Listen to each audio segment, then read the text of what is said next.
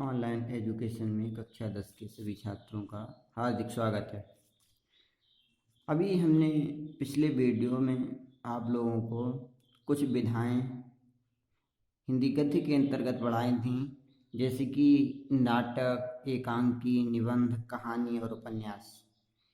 इसके अतिरिक्त अन्य गद्य विधाएं भी होती हैं, जो कि आत्मकथा, जीवनी, रिपोर्टाज, रेखाचित्र, संस्मरण, डायरी और आलोचना।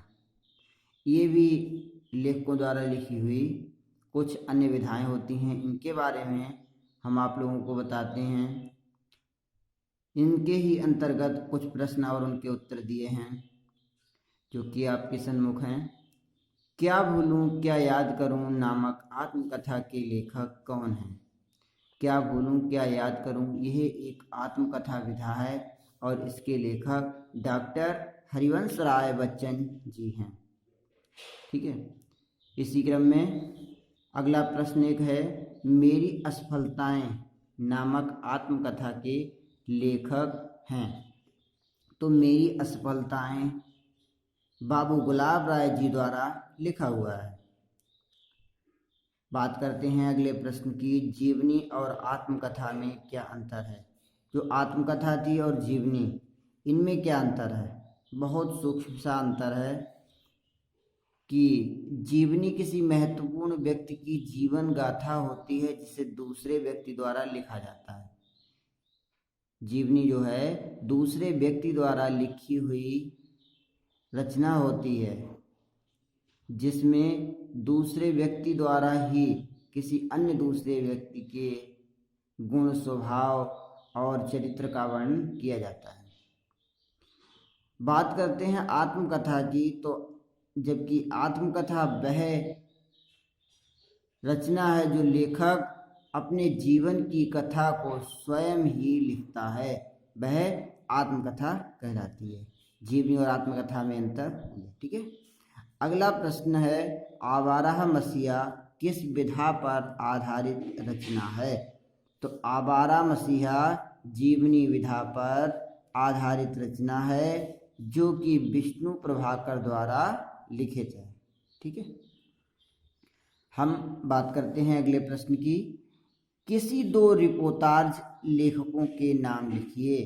तो दो रिपोर्टाज लेखकों के नाम हैं फणीश्वर नाथ रेणु और विष्णु प्रभाकर। ठीक है। अगला प्रश्न, किन्हीं दो संस्मरणों के नाम लिखिए तथा उनके रचनाकारों का नाम उल्लेख कीजिए। तो संस्मरण कौन कौन से दो हैं प्रसिद्ध? पथ के साथी और जंजीरें और दीवारें। तो पथ के साथी लिखा हुआ है महादेवी वर्मा द्वारा, और जंजीरें और दीवारें राम वृक्ष बेनीपुरी द्वारा लिखा हुआ है। बात करते हैं अगला प्रश्न, मंदिर और भवन संस्मरण के लेखक हैं। तो मंदिर और भवन संस्मरण के लेखक भगवत शरण उपाध्याय जी हैं।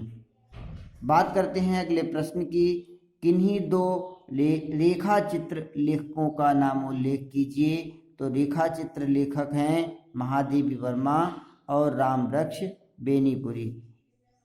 इन्होंने लिखे हैं अतीत के चलचित्र महादेवी वर्मा ने, और राम वृक्ष बेनीपुरी ने माटी की मूर्तें। ठीक है। बात करते हैं अगले प्रश्न की, किन्हीं दो डायरी लेखकों का नाम उल्लेख कीजिए। तो डायरी लेखकों में जो प्रसिद्ध हैं वह हैं धीरेन्द्र शर्मा और मोहन राकेश। धीरेन्द्र शर्मा द्वारा लिखा हुआ है मेरी कॉलेज डायरी, और मोहन राकेश द्वारा लिखा हुआ है मोहन राकेश की डायरी। हम अगले प्रश्न पे कुछ बात करते हैं। कुछ अन्य प्रश्न, रश्मिमांसा आलोचना के लेखक हैं। तो रश्मिमांसा आलोचना के लेखक आचार्य रामचंद्र शुक्ल जी हैं। बात करते हैं अगले प्रश्न की, हिमालय की पुकार आलोचना के लेखक हैं। तो हिमालय की पुकार आलोचना जो है उसके लेखक जय प्रकाश भारती जी। ठीक है। बात करते हैं अगले प्रश्न की पद्मलाल पुन्नालाल बख्शी द्वारा लिखित आलोचना का नाम लिखिए। तो इनके द्वारा लिखी हुई आलोचना है हिंदी साहित्य विमर्श। ठीक है, ये तो आपकी विधाएं थी। ठीक है, अब बात करते हैं कुछ पत्र पत्रिकाएं जो कि संपादित हुई और किसके द्वारा संपादन हुआ, इस के अंतर्गत कुछ प्रश्न और उनके उत्तर हैं।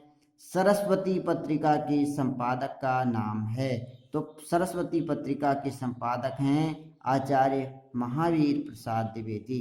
बात करते हैं अगला प्रश्न इसी क्रम में, मर्यादा पत्रिका के संपादक का नाम लिखिए। तो मर्यादा पत्रिका के संपादक मुंशी प्रेमचंद जी हैं।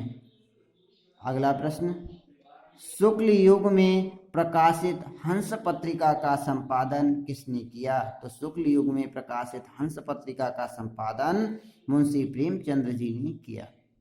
बात करते हैं अगले प्रश्न की, शुक्ल युग की दो प्रसिद्ध पत्रिकाओं के नाम लिखिए। तो शुक्ल युग की दो प्रसिद्ध पत्रिकाएं थी हंस और कर्मवीर।